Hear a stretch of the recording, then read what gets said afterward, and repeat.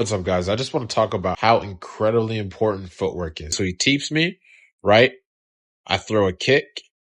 He does a good job. He catches my kick and he hits me off of it, right? Right? And now he starts applying pressure, okay?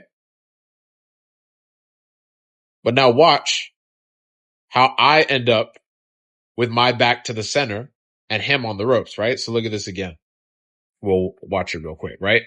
So watch this, right? And so now I'm in the better position. So watch what I'm doing here, right? I'm moving my feet.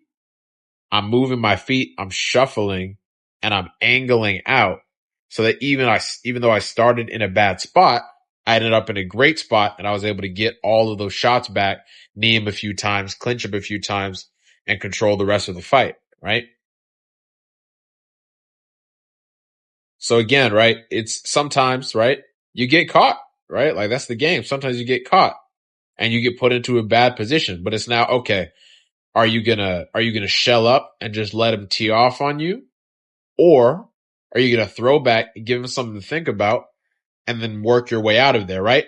And now if you'll notice what he does differently than me, right? So even though he pressured me initially and he put me up against the ropes, right? He landed a few good shots, puts me up against the ropes. When I switch my feet and get him up against the ropes, he's more stationary, right? He's trying to trade with me, but he's staying in the same spot. Well, he's moving a little bit, right?